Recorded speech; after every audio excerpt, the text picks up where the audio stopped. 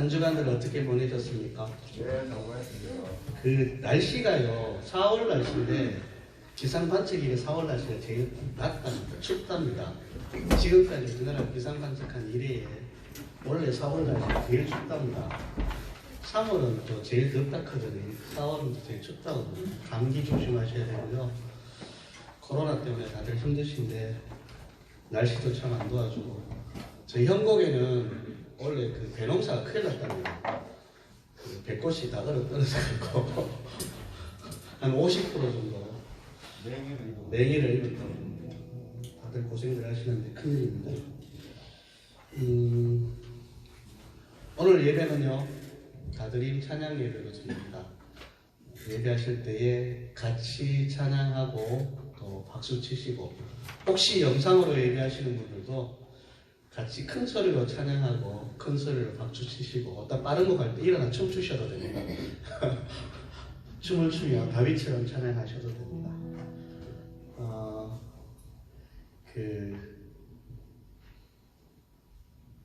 교회 주차장을 우리 전지사님께서 비롯한 우리 남성교 회원분들께서 너무 고생하셔서 만들어 주셨는데, 저는 몰랐다가 어제 와가지고 깜짝 놀랐습니다.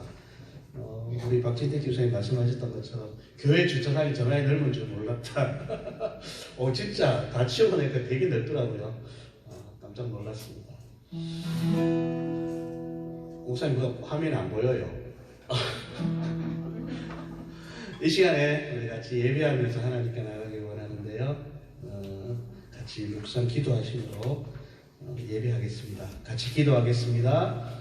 오직 여호와는 그 성전에 계시니 온 땅은 그 앞에서 잠잠할지니라 하시니라. 하나님은 영이시니 예배하는 자가 영과 진리로 예배할지니라. 아멘. 오늘 첫 번째 우리 같이 하나님 앞에 찬양할 곡은 나는 예배자입니다 라는 곡입니다. 이 찬양은 원래 주일학교 애들을 위해서 만들어진 곡이에요. 근데 이게 찬양이 너무 좋다 보니까 어른들이 부르기 시작하다가 요새 예배하는 곳에 가면 이 찬양 많이 부릅니다. 어렵지 않아요. 그 가사가 좀 띄워주실래요? 가사 한번 띄워주실래요? 나는 하나님을 예배하는 예배자입니다. 내가 서 있는 곳 어디서나 하나님을 예배합니다. 내 영혼 거룩한 은혜를 향하여, 내 마음 완전한 하나님 향하여 이곳에서 바로 이 시간 하나님을 예배합니다. 가사는 그렇게 되어 있습니다. 별로 안 어렵고요, 멜로디도 어렵습니다. 한번 따라 같이 한번 해봤으면 좋겠습니다. 우리 같이 찬양하겠습니다.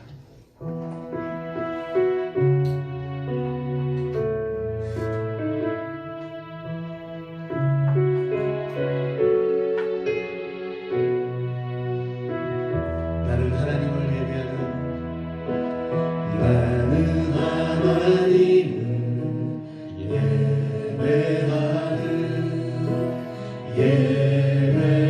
예배자입니다.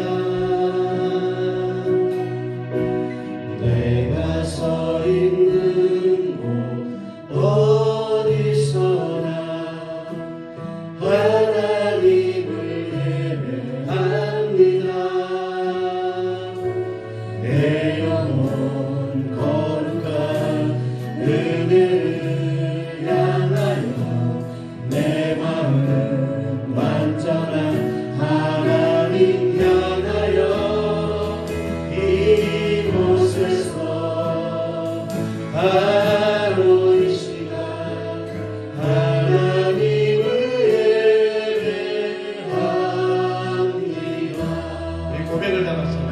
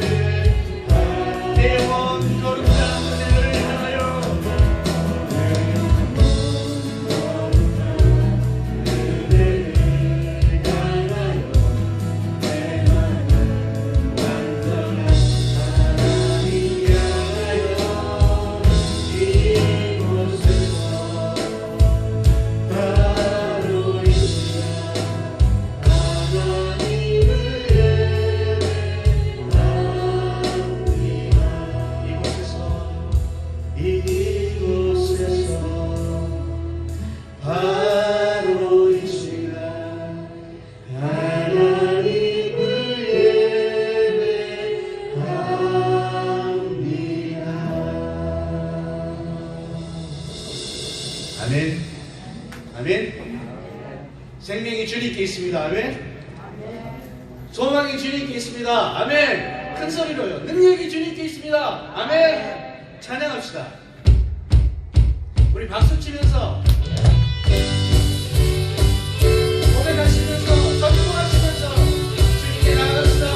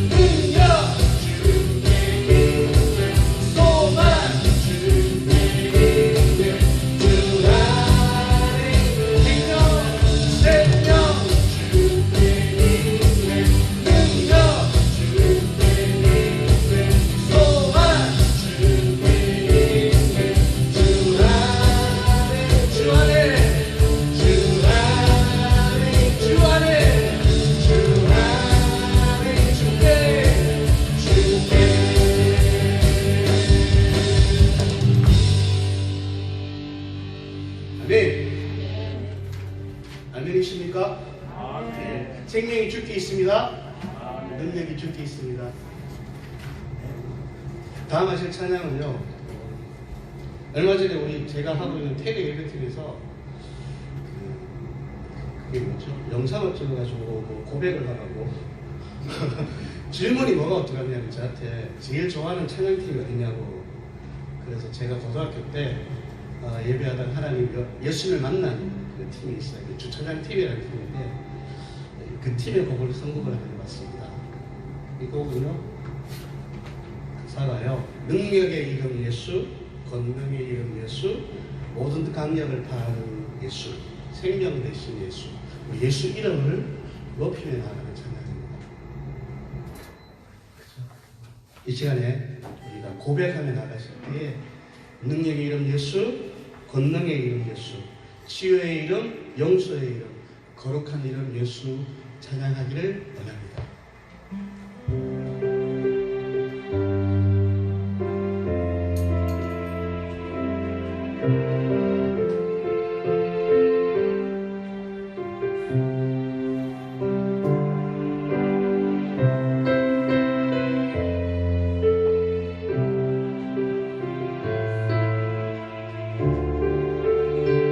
능력의 이름 예수, 능력의 이름 예수, 권능의 이름 예수, 모든 능력을 다하는 예수, 생명 되신 예수, 치유의 이름 예수, 치유의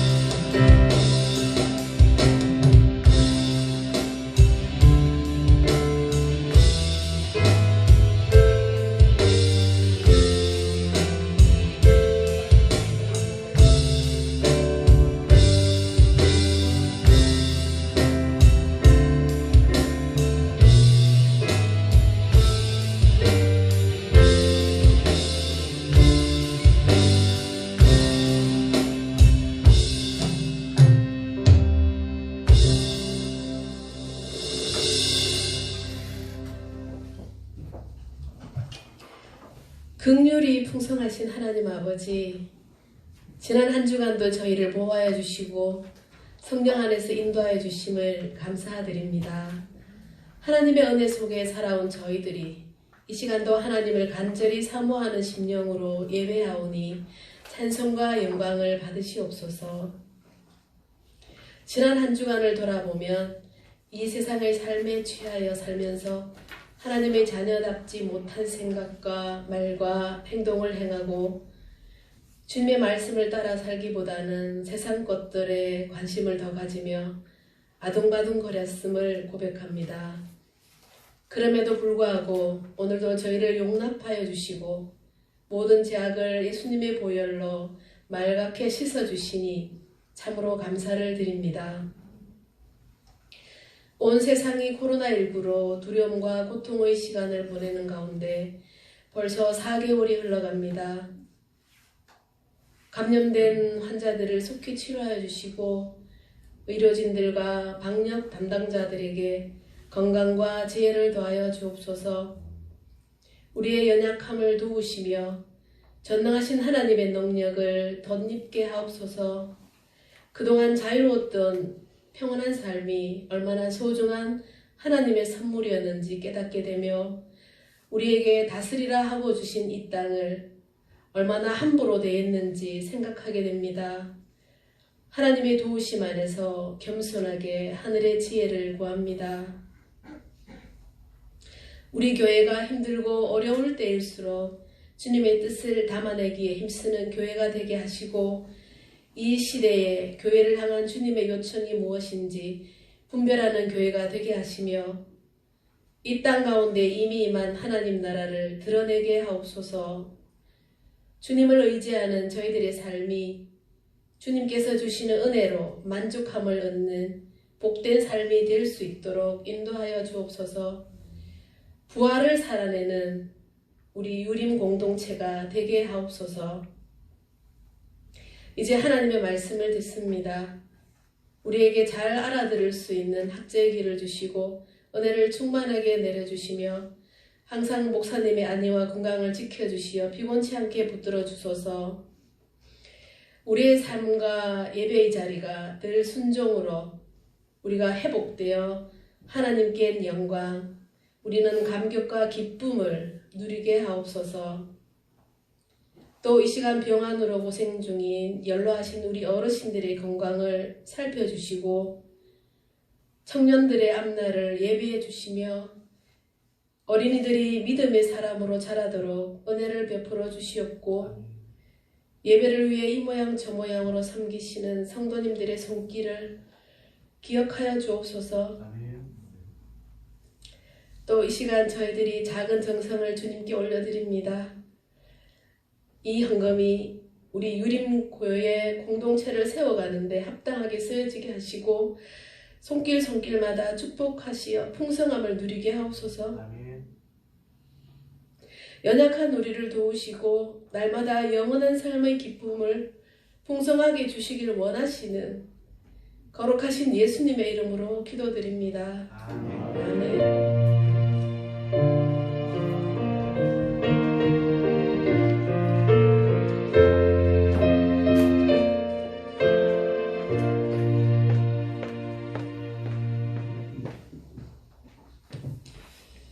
오늘 우리에게 주신 하나님 말씀 마태복음 28장 18절에서 20절까지입니다.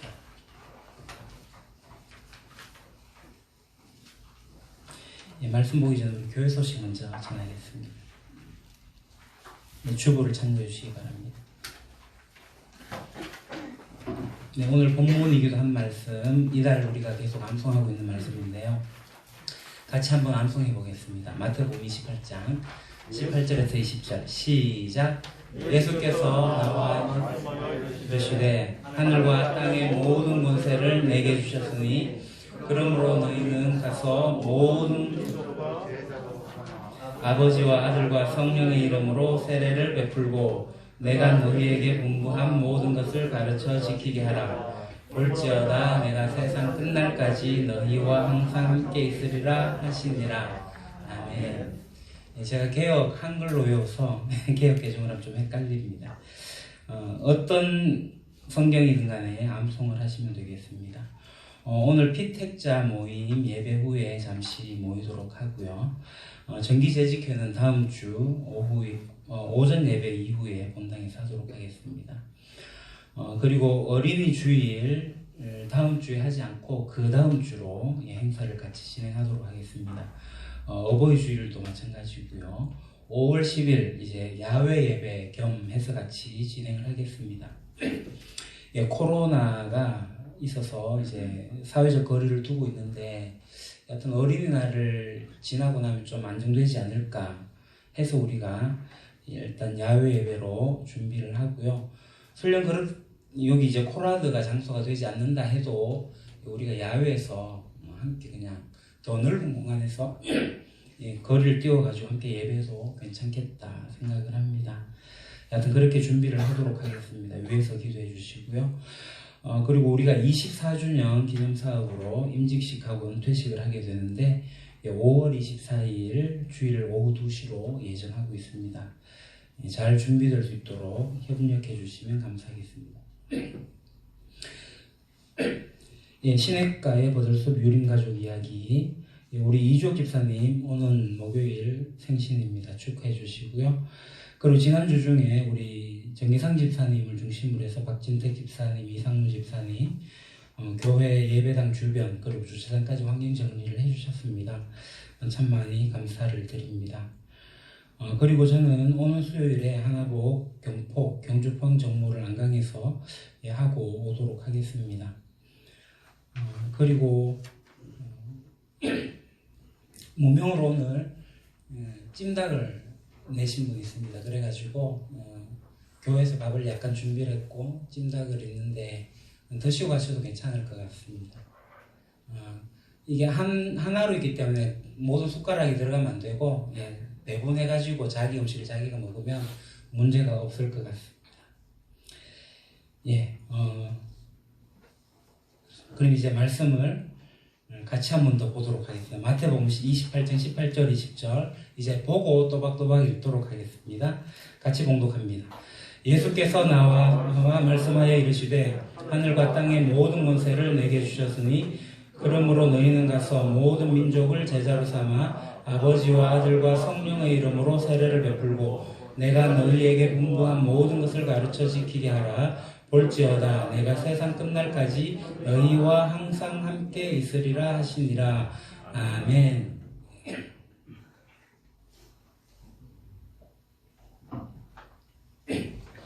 지난주 연이어서 오늘 말씀을 전하겠습니다. 제가 설교 계획을 세울 때 오늘 본문이 사도행전 1장 8절이었습니다. 사도행전 1장 8절은 다 외우시죠? 혹여나 못 외우신 분들을 위해서 제가 앞에 화면을 띄웠으니 같이 한 번 더 읽어보도록 하겠습니다. 오직 성령이 너희에게 임하시면 너희가 권능을 받고 예루살렘과 온 유대와 사마리아와 땅끝까지 이르러 내 증인이 되리라 하시니라. 아멘. 많은 경우에 그리스도인들이 예수님이 죽으시고 사흘 만에 부활하시고 바로 승천하시는 것으로 이해를 합니다. 왜 그러냐면 우리가 사도신경에서 이렇게 외우거든요. 장사된 지 사흘 만에 죽은 자 가운데서 살아나셨으며 하늘에 오르시어. 그러니까 살아나시고 바로 하늘에 오르시는 것으로 이해를 해요. 그러면서 이제 하늘에 오르시기 전에 제자들에게 마지막으로 하신 말씀을 지상명령. 그래서 오늘 마태복음 28장 18절에서 20절 그리고 사도행전 1장 8절을 같은 말씀으로 이해를 합니다. 그러니까 똑같은 말씀은 아니지만 비슷한 말씀을 하거든요. 제자 삼으라 내 증인이 되리라. 그러니까 이게 같은 말씀인가 이렇게 생각을 합니다. 아마도 여러분들 가운데 그렇게 생각하실지도 모르겠는데요. 전혀 다른 장소에서 다른 사람들에게 한 내용입니다. 자, 일단은 지도를 한번 보시죠. 우리가 지난주에 살핀 것처럼 마태복음 28장 18절에서 20절은 갈릴리의 어느 한 산에서 하신 말씀이거든요. 자, 이게 이스라엘의 지도입니다. 지도 가운데 하얗게 위에 작은 게 있는 게 갈릴리 바다, 갈릴리 호수고 밑에 하얗게 보이는 곳이 사해 바다입니다. 사해 바다 왼쪽으로 예루살렘이 있거든요. 바로 여기입니다. 예루살렘이 있고 이 예루살렘에서 예수님이 죽으셨어요. 이 예루살렘에서 예수님이 하늘로 오르셨어요. 근데 마태복음 28장은 바로 저 위에 갈릴리, 예수님이 주로 사역을 하셨던 곳이죠. 이 갈릴리에서 예수님이 마태복음 28장에서 18절을 말씀을 하신 거죠. 그리고 예루살렘으로 돌아오셔가지고 감람산에서 승천하시기 전에 사도행전 1장 8절을 말씀하신 거예요. 그러니까 이 마태복음 28장의 말씀과 사도행전 1장 8절의 말씀은 다른 지역에서 다르게 말씀하신, 시간의 차이도 있고 장소의 차이도 있고 회중의 차이도 있습니다. 근데 이것을 똑같이 이해하는 경우가 있는데 그거는 약간의 오해입니다. 그러면 예수님께서 죽으시고 이 땅에 며칠 동안 계셨죠? 40일 동안 계셨어요. 예루살렘에서 죽으시고 부활하시고 갈릴리로 가셨다가 다시 예루살렘으로 돌아오시는데 약이 아니라 정확하게 40일 동안 계셨습니다. 이 말씀이 사도행전 1장 3절에 나오는데요. 사도행전 1장 3절 같이 보도록 하겠습니다.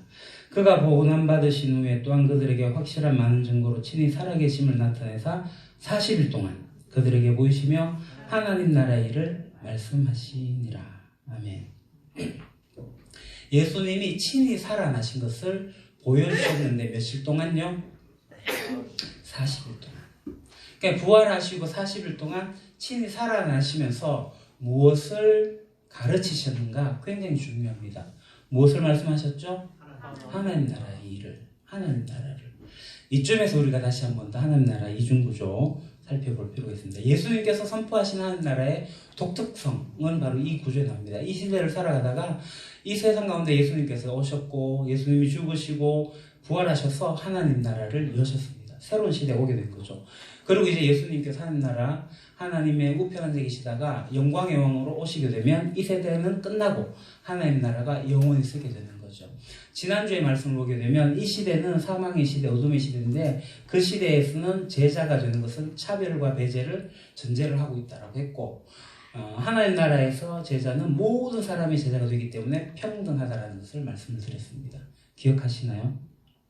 그러니까 예수님의 마태복음 28장 18절의 말씀은 예수님께서 새로운 시대를 여셨다라는 그 선포로 시작을 하죠. 예수님의 이전의 시대가 이 초록색의 시대입니다. 차별과 배제, 어둠의 시대, 사망의 시대, 공중의 권세 잡은 자가 통치하던 시대고 불순종의 영이 만연했던 그런 시대였습니다. 그 시대에서 예수님이 오셨고 죽으셨지만 부활하심으로써 반전 드라마를 쓰셨죠. 죽음 대신에 생명을 회복하는 새로운 시대가 예수 그리스도의 부활로 열린 것입니다. 그러니까 새 시대가 되기 전에 제자는 차별과 배제라는 이름을 가진 존재였습니다. 권력의 자리에 있는 존재였고 소위 기득권층에 있는 존재였습니다. 평등과는 거리가 먼 존재가 제자였습니다. 그런데 예수님이 모든 사람을 제자로 삼으라고 하는 것은 학력, 학벌, 지역, 계급, 성별 이런 것들을 전혀 보지도 않고 하겠다는 예수님의 선언이죠. 그래서 모두가 평등하게. 그래서 예수님이 만들어 놓으신 이 평등의 세대. 예수님을 따르는 제자는 평등을 만들어 가야 된다. 평등하게 하는 일에 우리가 동참해야 된다라는 것입니다.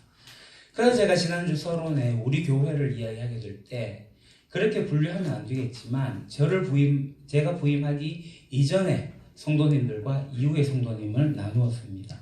그 먼저 된 자와 나중된 자라고 표현했는데 그게 적절한 표현은 아닙니다만은 이 공동체에서 먼저 된, 그러니까 기존의 교인들과 새롭게 유입된 새가족들 사이에 이 거리감이 있는 것을 우리가 보게 됩니다. 기존에 있는 성도들이 새로이 온 분들을 받아주지 못하고 자기들끼리 똘똘 뭉쳐가지고 배척을 하는 경우들이 흔히 나타납니다. 실제로 제가 청소년부를 하면서 겪었던 일인데요. 우리 청소년부에는 이제 경주제일교회에 어린 시절부터 출석했던 아이들이 있습니다. 경주제일을 선교원도 다니고 아동부, 중등부, 고등부 이렇게 지내왔던 아이들. 그리고 거기도 제가 부임하면서 왔던 새로운 친구들. 기존의 아이들이 새로운 친구들과 함께 잘 어울리는 듯 하나 결국은 배척하는 일이 벌어졌는데 그게 뭐냐면 새롭게 온 아이들이 이런 경우는 이렇게 하는 게 맞지 않냐고 기존에 하는 아이들의 행동을 조금 나무랐어요. 아 그래 우리가 이러면 안 되자고 돌아서서 바꾸어서 그냥 하면 되는데 그 나무람을 지적받았다고 기분 나빠서 선 긋기 시작하는 거예요. 저들 뭐야? 왕따시키기 시작하는 거예요. 배척하고 배제하는 거예요. 얘들이 굉장히 마음이 상하고 저를 찾아왔어요. 제가 중재를 하려고 하다가 얘들에게 최종적으로 한 얘기는 미안하다. 집 가까운 교회로 가라. 내가 쟤들을 도저히 변호 못 시키겠다. 이 소식을 들은 누군가가 목사님이 저 정도까지 하면은 우리가 문제가 있는가 보다 하고 결국은 화해하고 지금은 굉장히 친합니다. 아주 사이좋게 잘 지내요. 이게 비단 청소년들만의 이야기인가? 아닙니다. 기존의 교회가 그러합니다. 방송실에서 어떤 방송의 영상 음량에 대한 아는 분이 들어오게 되고 그분이 뭔가에 대해서 이렇게 코치를 하게 되면 지가 뭔데 선 끊습니다. 성가대에서도요, 음악을 전공한 사람이 교회 세 가지로 오잖아요. 처음에는 반기는 듯하지만 뭔가 이야기하면 쥐가 뭔데 선 끊기 시작합니다. 오케스트라에도 전공자가 오게 되면 선 끊습니다. 네 편 내 편 만들기 시작합니다. 찬양팀은 안 그럴까요? 교사회는 안 그럴까요? 똑같습니다. 기존에 있는 성도들이나 잘하고 있는데 잘하는 게 잘하는 게 아닌데도 잘하고 있는데 새로운 분들이 와서 이건 좀 안 맞는 것 같다 얘기하면은 그 이야기를 받아들이기보다는 네가 뭔데? 하면서 배제하고 손꺾기 시작한다는 거죠. 제가 지금 이제 다른 교회 이야기를 하고 있는데 우리 교회는 어떻습니까? 그래서 제가 먼저 되신 분들, 기존의 교인들이 새로운 이들이 찾는 이들이 찾아왔을 때 손꺾기하고 배제하고 차별하는 일이 있는가 없는가 그것을 살펴보자라는 겁니다. 제가 부임하기 이전에 먼저 된 자들이지만 제가 부임하고 나서 오신 분들도 앞으로 오는 새 가족들에게는 먼저 된 자들입니다. 우리 교회가 정말 열려있는 공동체인지 잘 살펴봐야 됩니다. 예수님께서 새로운 시대가 되었다고 합니다. 우리가 그런 새로운 시대를 살아가는 제자로서 살아가게 될 때 차별과 배제를 우리는 멀리해야 됩니다. 그래서 주보의 2번을 봅시다. 새로운 시대의 사람은 누구입니까? 새로운 시대의 사람은 제자입니다. 그럼 누가 제자입니까? 제자는 새로운 시대가 왔고 그래서 모두가 제자가 될 수 있다라고 하는 것을 알고 그것에 동참하는 사람이 제자라고 했습니다. 그러니까 예수님의 권세는 바로 이 제자의 임무와 연결되어져 있습니다. 그러니까 오늘 본문을 보게 되면 화면을 보시죠. 동사가 여러 개가 나온 것 같습니다. 가라, 제자 삼아라, 세례 베풀어라, 가르쳐 지키게 하라. 이게 다 동사인 것 같지만 원어를 보게 되면 동사는 단 하나밖에 없습니다. 여기서 동사는 뭘까요? 1번 가라, 2번 제자 삼으라, 3번 세례 베풀어라, 4번 가르쳐 지키게 하라. 1번 손 내리시고, 2번 손 내리시고, 3번 손 내리시고, 4번 손 내리시고, 5번 모르겠다, 관심 없다. 예, 정답은 제자 삼으라. 제자 삼으라입니다. 그럼 이제 가서 세례를 베풀고 가르쳐 지키게 하라. 이건 다 형용사 분사로 되어져 있습니다. 그러니까 제자 삼는 것에 수식을 하고 있는 거죠. 형용사 역할을 하고 있습니다. 그러면 제자 삼는다는 게 뭐냐 하면 바로 이거죠. 아버지와 아들과 성령을 이름으로 세례를 베푼다. 세례를 준다는 겁니다. 그럼 우리가 아버지와 아들과 성령의 이름으로 이야기할 때 이게 무엇을 뜻하는가? 그러니까 우리가 고백하는 거죠. 이 시대의 주인이신 분, 새 시대의 통치자이신 분, 바로 아버지와 아들과 성령의 이름에 담긴 의미, 그것이라는 겁니다. 아버지는 여전히 이 세상에 창조주로 통치자로 계십니다. 그 아들인 예수님은 우리에게 오셔가지고 그 소원을 성취하시고 지금도 하나님 우편에 계시면서 다시 왕으로 오실 것을 준비하고 계시고 성령님 이 땅 가운데 오셔가지고 우리의 조력자로 헬퍼로 함께 하시고 하나님께서 깨닫게 하신 일들을 도우시면서 우리와 함께 하십니다. 그래서 우리가 세례를 준다. 이것을 머리에 물을 찍어 바른다. 또는 온몸이 물에 잠긴다. 이런 의식으로 세례를 이해하시면 안 됩니다. 세례를 준다는 것은 그게 아니라 우리가 아는 대로 새로운 시대가 왔고 새 시대의 왕이신 주님이 나의 주인이시고 내가 그분과 연합해서 내가 그분의 제자가 되고 예수님을 따르는 추종자가 되겠다라고 고백하는 것. 그게 세례입니다. 그러니까 제자는 이 세례되면서 시작하는 겁니다. 어떤 의식으로 시작하는 게 아니라 내가 정말 예수님을 나의 주인으로 따르겠다 라는 것을 시작을 하는 거죠. 그리스도 합해지는 겁니다. 연합하는 겁니다. 갈라디아서 3장 27절에 이렇게 나옵니다. 누구든지 그리스도 합하기 위하여 세례를 받은 자는 그리스도로 옷 입었느니라. 세례 받는 것은 그리스도와 합하는 겁니다. 예수님과 연합하는 겁니다. 그가 내 안에, 내가 그 안에 들어가는 겁니다. 예수로 옷을 더 입는 겁니다. 예수 옷을 입으면 세상 사람들이 나를 볼 때 예수가 보여야 돼요. 그렇지 않습니까?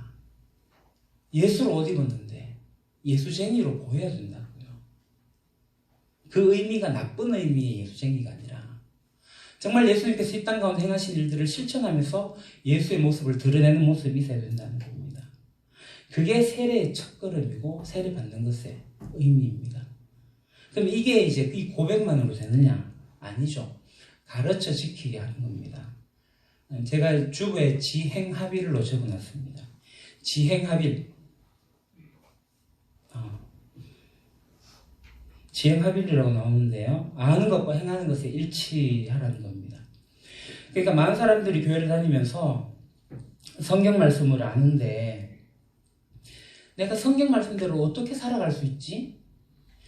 성경 말씀대로 살아가면 교만이지 뭐 이렇게 생각하는 경향이 있는 것 같습니다. 여러분 정말 성경은 우리가 도달할 수 없는 그러한 내용입니까? 우리가 살아가기 위해서 발버둥치지만 정말 도달할 수 없는 그런 목적지입니까? 성경은 절대로 우리에게 그렇게 가르치지 않습니다. 갈라디아서 5장 16절에서 26절을 보게 되면 이렇게 말씀하시는데 성령님이 우리 안에 내주하시면 그 성령으로 말미암아 하나님이 하신 말씀을 지키고도 남는다고 합니다. 우리가 다 보지 못하겠지만 16절 25절만 볼게요. 16절 내가 이루노니 너희는 성령을 따라 행하라. 그리하면 육체 욕심을 이루지 아니하리라. 25절 보겠습니다. 만일 우리가 성령으로 살면 또한 성령으로 행할지니 성령님께서 우리 가운데 함께 하시면 예수님께서 우리에게 말씀하신 그러니까 내가 너에게 분부한 모든 것 내가 명령한 모든 것을 가르쳐 지키게 하라. 그것이 가능하다라고 말씀하시는 거예요. 성령님이 우리에게 하시는 일입니다. 성령님은 우리에게 오셔가지고 우리의 능력, 우리의 외모, 우리의 우리의 스펙 이런 것들로 이 크기를 달리하지 않으십니다. 성령님은 동일하게 역사하셔요. 성령님 오셔가지고 그분의 제자가 되기를 원하십니다. 모든 사람을 제자로 이끌어가기를 원하십니다. 우리가 조금 전에 찬양으로도 고백했잖아요. 성령 오셔가지고 그 나라 꿈꾸게 하셨다고요. 하나님 나라를 꿈꾸게 하신 것이 성령님이 하시는 일이에요. 이게 이제 제자가 되어져 가는 과정입니다. 그러니까 하나님을 인정하고 이 세례를 통해 가지고 예수 그리스도와 연합하고 그렇게 살아가면서 주님의 말씀 가운데 내 삶을 일치시켜 나가면서 살아간다. 성령으로 행하면 성령으로 살면 성령으로 행할지니 그렇게 제자가 되어가는 거예요. 3번 볼게요. 그럼 제자들이 모여있는 곳이 있습니다. 그곳이 어디죠? 바로 교회입니다. 교회에서 강조하는 것이 있습니다. 바로 그것은 제자가 재생산되는 겁니다. 예수님은 먼저 너희가 가서 제자가 되고 그 다음에 제자 삼아라고 하시는 겁니다. 우리가 제자 되는 일 그것은 누구에게 맡기는 것도 아니고 외주 주는 일도 아닙니다. 예수님이 알아서 하실 일도 아닙니다. 내가 해야 되는데요. 이 제자는 반드시 누군가를 이끌어가는 제자가 되어야 된다. 라는 겁니다. 오늘날 한국교회 문제가 뭐냐면요. 제자가 안 되고 교인으로 머문다는 거예요. 일부 헌신된 특별한 사람들, 하나님께서 어떤 능력을 주셔가지고 일하시는 몇몇 분들만 제자가 되는 것이고 난 그렇게 못해. 난 그냥 교회만 다녀. 난 그냥 교회만 다닐래. 이런 수준에 머물러 있는 게 한국교회의 모습입니다. 그래서 교인들, 교인에 머물러 있는 사람들, 이 사람들이 자주 사용하는 표현들 있잖아요. 나는 교회 다녀. 이 말은 교회당, 예배당, 그것을 교회로 이해하는 데서 나오는 말이죠. 교회당을 다니는 겁니다. 일주일에 한 번. 종교적으로 기독교를 받아들여가지고 그 종교 생활을 하는 사람, 교인입니다. 그러다 보니까 이런 사람들이 하는 말이 이거예요. 내가 교회 보탬이 되고 싶은데 내가 능력이 안 돼. 나 못해. 아니요. 아닙니다. 교인이 돼서 교회 보탬이 되려고 하지 마십시오. 교회에 속하십시오. 교회가 되십시오. 라고 저는 그렇게 이야기를 합니다. 성경에도 어디 복음서에도 교인이 되라고 얘기 절대 하지 않습니다. 교인은 말 그대로 교회에 다니는 사람, 그러니까 그 교회 멤버십으로 살아가는 사람입니다. 멤버십이 뭐예요? 거기에 내 이름 올려놓고 거기에서 내가 관리받고 거기에서 내가 어떤 혜택을 좀 누리면서 어떤 서비스를 받는 그 멤버십, 그 교인이에요. 주님은 우리들 가운데 그렇게 교인이 되라고 하신 적이 없다니까요. 교회를 다니면서 종교적 서비스를 받는 거, 그거는 교인 마인드입니다. 주님은 교인이 되라 하지 않고 제자가 되라 하셨어요. 제자가 누굽니까? 바로 교회가 되는 사람입니다. 새 시대가 시작된 걸 알고 그 새 시대 속에서 내가 어떻게 살아가야 할지 알고 그 관점에서 내가 이 세상을 바라보고 내가 있어야 할 자리에서 내 역할을 감당하는 것, 그게 제자입니다. 제가 지금 고민하고 있는 것은 뭐냐면 우리 교회에 교인이 늘어나고 있는가, 제자가 늘어나고 있는가, 이겁니다. 제가 부임하고 나서 3년 만에 배가가 됐어요. 매년 5명 정도 등록을 해갖고 새 가족들이 됐습니다.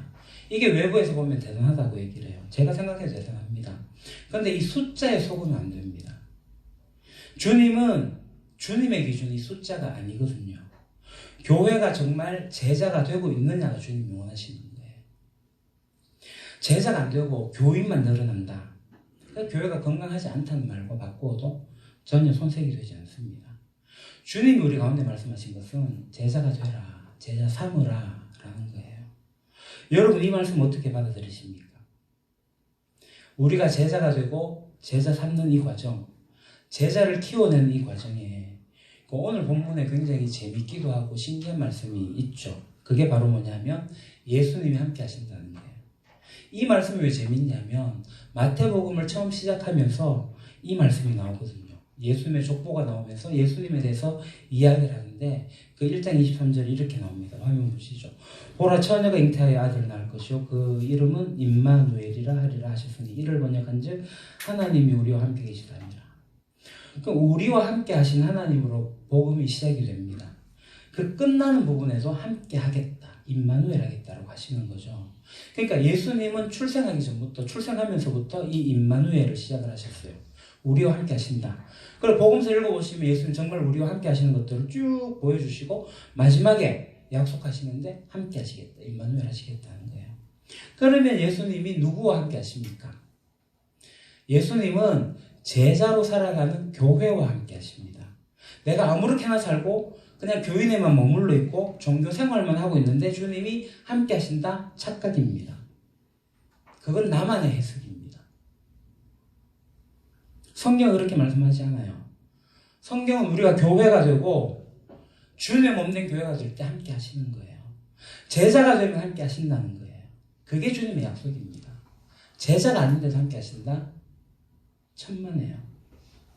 사랑하는 우리 유림 가족 형제자매 여러분, 제가 지금 하는 이 설교는 처음 들으시는 내용은 아닐 겁니다. 거의 하나님 나라의 맥락이 거의 동일하게 적용이 되는 말씀입니다. 제가 하나님 나라 복음의 관점에서 바라보기 때문에 그렇습니다. 그래서 하나님 나라 이중구조를 계속 반복을 하는 것도 마찬가지입니다. 제가 설교를 잘하는 거 제게는 굉장히 중요합니다. 지난주 말씀드린 것처럼 AI 설교자 나오면 제가 그를 따라낼 수는 없습니다. 그러니까 저는 설교를 나름 또 잘해야 된다는 부담감도 가지고 있습니다. 그래서 때로는 제 설교를 제가 스스로 판단할 때 이건 1루타 안타다, 2루타다, 홈런이다, 완전히 이건 삼진아웃이다, 병살타냈다, 이렇게까지도 보는 경우도 있긴 합니다. 여하튼 설교하는 건 제 몫입니다만 저는 이 설교하는 것은 제가 최선을 다해서 하겠지만 이 설교로 여러분들이 변화될 것을 믿지 않습니다. 설교가 여러분들에게 영향력을 주는 거라고 제가 믿고 설교를 준비하지만 지금까지 여러분들이 신앙생활을 하면서 여러분들이 설교를 수도 없이 들어봤을 텐데 어떤 설교가 기억에 남습니까? 수없이 들었던 그 많은 설교의 서론, 본론, 결론 다 기억해내지 못할 겁니다. 제가 말씀드리는 이 설교의 한계가 있다는 겁니다. 그러니까 말씀을 많이 듣는다고, 설교 많이 듣는다고 제자 되는 거 아니에요. 성경이 말씀하시는 것에 직면하지 않으면 제자가 되지 않습니다. 아무리 좋은 설교를 들어도 시간이 지나면 다 잊어버려요. 그리스도의 제자가 될 때, 말씀에 집중하게 될 때, 그 초점 이것을 놓치지 않으면 제자가 될 수가 있죠. 그러니까 옛말에 이런 말이 있습니다. 달을 보고 손가락을 가리켰는데 달을 보라고, 그런데 달을 보지 않고 손가락만 본다. 이것을 이제 한자로 견지망월이라고 합니다. 본질은 보지 못하고 지엽적인 것에 매달릴 때 쓰는 말이 견지망월이죠. 그러니까 교회 다니면서 이 교회가 익숙해지면서 이 견지망월로 생활하는 것을 신앙생활로 착각하는 경우가 있습니다. 그러니까 교회 생활한다는 것은 제자로서 살아간다는 말인데 사소하게 다른 것에 함몰되어 가지고 있는 경우들이 있다는 거죠. 물론 이게 나쁜 것만은 아니지만 본질을 놓치는 경우들이 있다는 겁니다. 정말 중심이 예수 그리스도인데 교회 공동체 와서 관계가 깨트려지면서 섭섭함이 생겨요. 그러니까 이런저런 일로 판단하는 일들이 생기게 됩니다. 그 어떤 한계들이 있어가지고 문제들이 나오게 됩니다. 제가 3년이 지났습니다. 만 3년이 지났고 연임청등도 되었고 그렇게 이제 지난 시간을 돌아보면서 그 우리 교회 앨범 포토북도 제가 만들면서 이렇게 쭉 봤습니다. 그 지난 시간을 돌아봤죠. 제가 청빙 설교를 하러 온 날, 그리고 다시 청빙 설교를 한 번 더 하러 왔습니다. 그리고 당시 시설장 목사님부터 이제 허락을 받게 되고 경주제일교회를 마무리하고, 그래서 11월 30일 수요 기도회부터 12월 첫 주 추수감사제를 겸하면서 부임 예배를 드리면서 했던 그날, 그 새해가 되면서 우리 이상현 집사님, 홍동아 집사님이 등록하시던, 제가 정말 이 자리를 빌어서 죄송한 것은 우리 이상현 집사님과 홍동아 집사님을 새가족 환영을 못했어요. 죄송합니다. 저는 개인적으로 부임하면서 이 경주 새천년교회가 개척교회라고 생각을 했습니다. 왜냐하면 저는 개척을 하고 싶었거든요. 그래서 이 개척 멤버라고 생각을 했어요. 그래서 이상현 집사님의 내외도 개척 멤버로 저는 받아들였습니다. 그래서 개척 멤버로 된 분들이 있습니다. 그리고 저는 이 개척 멤버를 또 다른 분들이 오셔가지고 함께 했으면 좋겠다라는 마음도 가지고 있어요. 몇 명을 초청하다가 제가 그만뒀습니다. 그 교회 형을 따라서 그 교회 가고 싶긴 하지만 이 교회를 택하지 못하는 이유가 있습니다. 아이들의 교육 때문입니다. 새천년교회가 좋은데 아이들이 교육 환경이 안 돼서 이게 문제라고 생각이 드는 거죠. 그러니까 사실 이건 문제가 아닙니다. 우리가 가진 구조적 한계이긴 합니다. 근데 이 한계는 본질하고는 거리가 멀죠. 우리가 제자됨의 과정에서 함께 이 문제를 실험해야 될 부분이지, 이 교회, 학교, 어린이부서, 중고등부, 이거는 우리의 본질이 아니라는 거예요. 그러니까 우리의 신앙이 지금 왜 안 자라고 있는지, 어디에서 정체되어 있는지를 생각한다면 이 견지명호를 생각해야 됩니다. 내가 정말 그리스도의 제자됨에 집중하고 그것에 실험하고 있는가?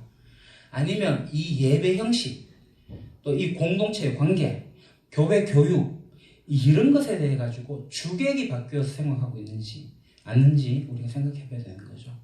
만약에 거기에 집중돼 가지고 우리 유림교회를 택하지 못한다면 이건 본질을 망각한 게 아닌가, 저는 그렇게 생각을 합니다. 제자됨의 자리에서 이탈하게 되는 거죠. 우리도 마찬가지입니다. 그런 것에 더 집중하게 되면 제자됨의 자리에서 점점 이탈하게 될 겁니다. 우리가 제자로 살아간다는 것, 그것은 우리 교회에 뭐 아무런 구조적인 문제가 없다, 걸림돌이 없다, 장애가 없다, 이게 아닙니다. 그런 것이 우리에게 있습니다. 그 한계는 분명히 있습니다. 그런데 봐야 할 것은 뭐냐면, 우리가 제자됨에 집중하게 될 때 그 한계는, 그 문제는 작아진다는 거예요.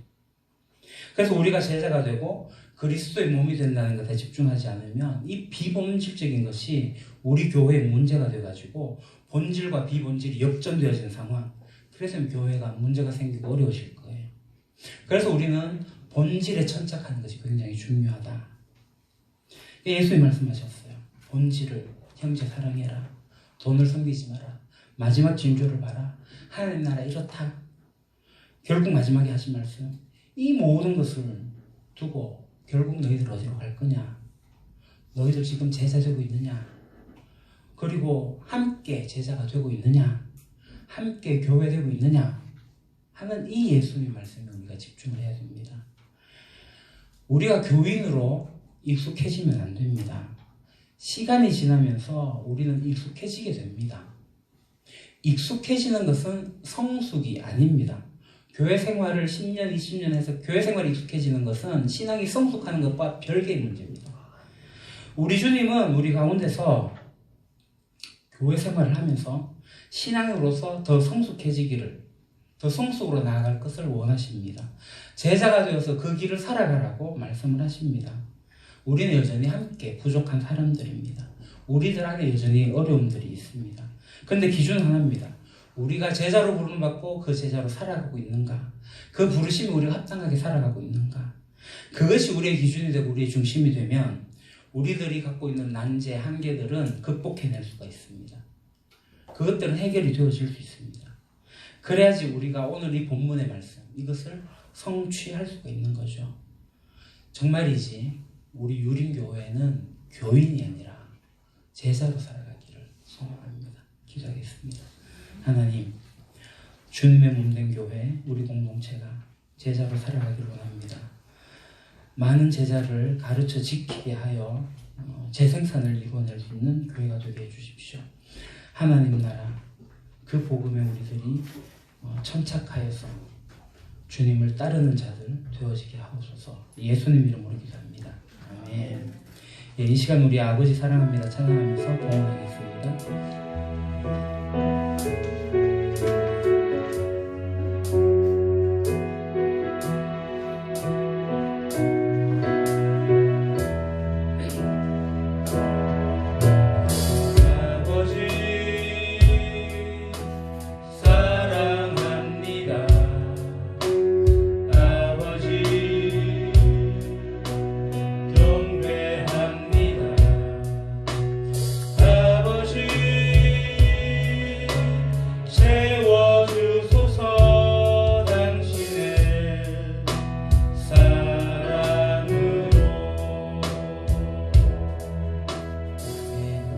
우리 다 같이 일어납시다.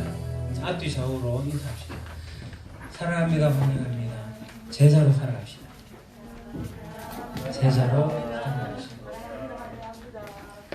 우리는 주님의 거룩한 몸된 교회입니다. 그런 한 가족이 되길 소망합니다. 그러한 것이 우리의 결단이 되고 고백이 되면 좋겠습니다. 같이 찬양하겠습니다.